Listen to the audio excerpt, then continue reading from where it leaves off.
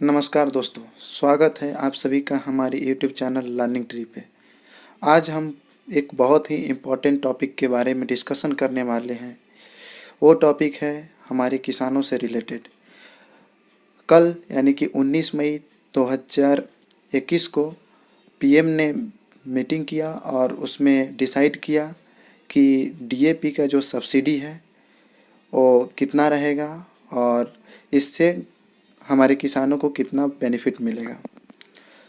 तो जो DAP का सब्सिडी हाइक है वो कितना बढ़ा है और किस तरह से इसमें गवर्नमेंट का रिस्पांस है, इसके बारे में जानते हैं और किसानों को किस तरह से बेनिफिट होगी इसके बारे में जानते हैं। इसमें छोटे किसान, मध्यम वर्ग के किसान और बड़े किसान किस तरह से अफेक्टेड थे, जो कि पहले बात चल रही थी जिस तरह से DAP का प्राइस हाइक हुआ था, इसमें किस तरह से जो किसान उसको पे करते और उसी सब्सिडी को जो है हमारा गवर्नमेंट जो है बढ़ाया है और उसी के बारे में आज ये वीडियो है। तो आइए जानते हैं एक एक करके डिटेल्स के बारे में कि किस तरह से सब्सिडी को हाइक किया गया है। तो आप यहाँ पे देख सकते हैं कि ये मिंट का एक आर्टिकल है। यहाँ पे लिखा हुआ है कि government hike subsidy on DAP fertiliser by 140%। तो अब देखते हैं कि आखिर कितना हुआ है और पहले कितना था। तो एक एक करके इसके बारे में डिटेल्स को जानते हैं। तो आइए सब्सिडी और इसके जो MRP है यानी कि प्रोडक्शन कॉस्ट है, इसके बारे में जानते हैं कि किस तरह से क्या है। जो DAP है यानी कि डाई अमोनियम फॉस्फेट जो है फर्टिलाइज़र है, इसका सब्सिडी कितना था और इसका प्रोडक्शन कॉस्ट कितना था। तो जो पहले था जो 500 रुपया पर बैग यानी कि 50 kg का जो पर बैग था उस पर 500 रुपये की सब्सिडी दी जाती थी गवर्नमेंट के द्वारा, जबकि इसका एक्चुअल प्राइस जो था 1700 रुपया पड़ता था, यानी कि 1700 जो रुपीज़ है उस पर जो है 50 kg बैग का प्राइस पड़ता था। और ये प्राइस जो है बढ़ाने का क्यों ज़रूरत पड़ा, तो नया प्राइस जो हुआ था इसका जो 2400 पर 50 kg बैग हो रहा था, ये क्यों हुआ था, तो ये 60 से 70% जो है इंटरनेशनल मार्केट में जो DAP का जो प्राइस है वो बढ़ चुका है। इसके चलते जो है जो न्यू प्राइस है वो 2400 हो गई थी, जो कि यहाँ पे किसान को जो है अगर पहले की अगर सब्सिडी पे बात करें तो 1900 रुपया अब उसको पे करना पड़ता उसको 50 kg बैग जो DAP का है उसको ख़रीदने के लिए।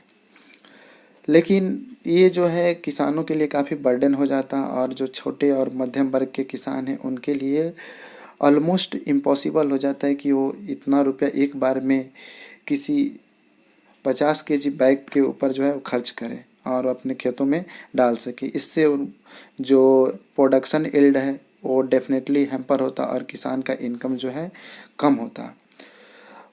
तो अब यहाँ पे जो है गवर्नमेंट इसी को लेके जो है यहाँ पे एक डिसीजन ली, जो 19 मई को मीटिंग हुआ प्रधानमंत्री जी के साथ।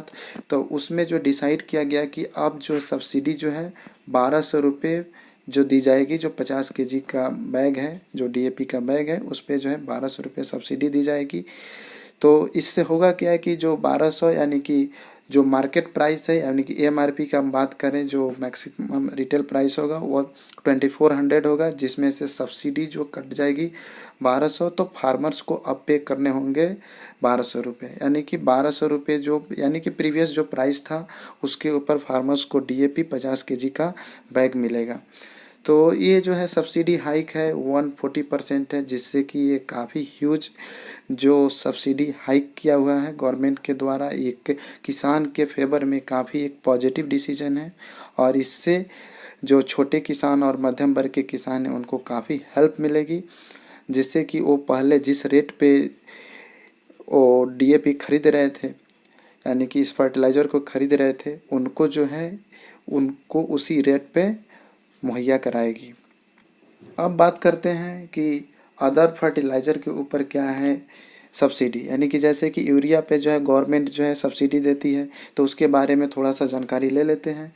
जैसे क्या है कि यूरिया का जो एक्चुअल प्राइस है जो कि 900 रुपया पर 45 kg बैग पड़ता है, यानी कि 45 kg का जो बैग है उसका एक्चुअल प्राइस जो है आपका 900 रुपया है, यानी कि एमआरपी जो है उसका 900 रुपया है, और जिसमें से जो है किसान को जो पे करना होता है ओनली 242 रुपीज़, और 242 रुपीज़ यानी कि 242 रुपीज़ पे करना रहता है। अब बाकी जो है गवर्नमेंट पे करती है एज ए सब्सिडी। तो यहाँ पे सब्सिडी जो बन के आता है, अगर 45 केजी वाले बैग पर देखें तो 658 रुपया आता है, यानी कि 658 रुपीज़ आती है इसके ऊपर। तो यूरिया के ऊपर जो है काफ़ी सब्सिडी गवर्नमेंट प्रोवाइड करती है। और यहाँ पे एक और बात बता दूं कि यूरिया का जो एमआरपी है खुद गवर्नमेंट ही फिक्स करती है। तो जो गवर्नमेंट इसकी एमआरपी फिक्स करती है, और इसी के चलते इस पर जो है आपका सब्सिडी भी ज़्यादा है।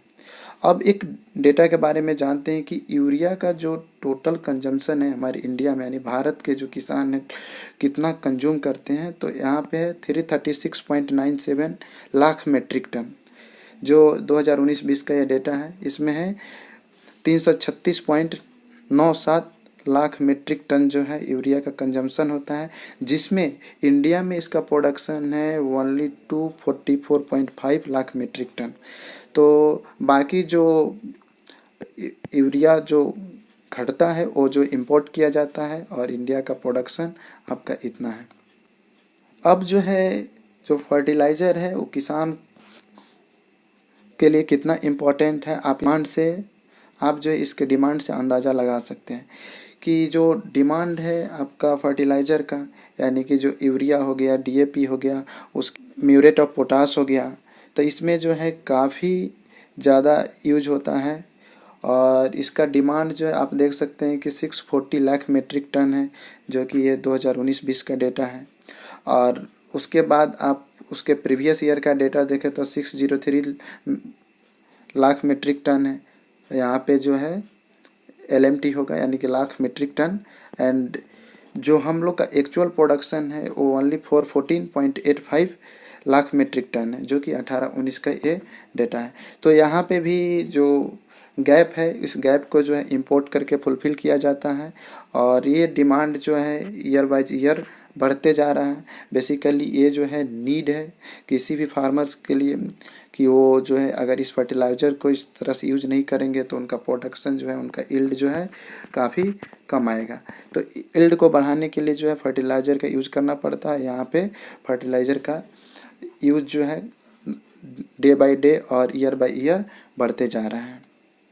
अब जो है इसमें ये सब्सिडी जो है कैसे वर्क करता है, किस तरह से किसानों को जो है सब्सिडी मिलती है, तो इसके बारे में जो है हम संक्षेप में जान लेते हैं, और इसका डिटेल जानेंगे नेक्स्ट वीडियो में, क्योंकि ये वीडियो बहुत बड़ा हो जाएगा। तो इसलिए हम यहाँ पे बस थोड़ा सा ओवरव्यू ले लेते हैं कि इस सब्सिडी को जो है गवर्नमेंट जो है कंपनी को पे करती है। डायरेक्टली जो है किसान को सब्सिडी यहाँ पे नहीं दिया जाता है, ना जो फर्टिलाइज़र जो है फार्मर्स यूज कर रहे हैं उसी के बिहाफ में उतना ही जो है सब्सिडी डायरेक्टली कंपनी को चली जाती है। यानी कि इस तरह से कंपनी को जो है सब्सिडी मिलती है, और किसान को ये डायरेक्टली ना मिल करके वो जो है इनडायरेक्ट रूप से सब्सिडी किसान को मिलती है यहाँ पे।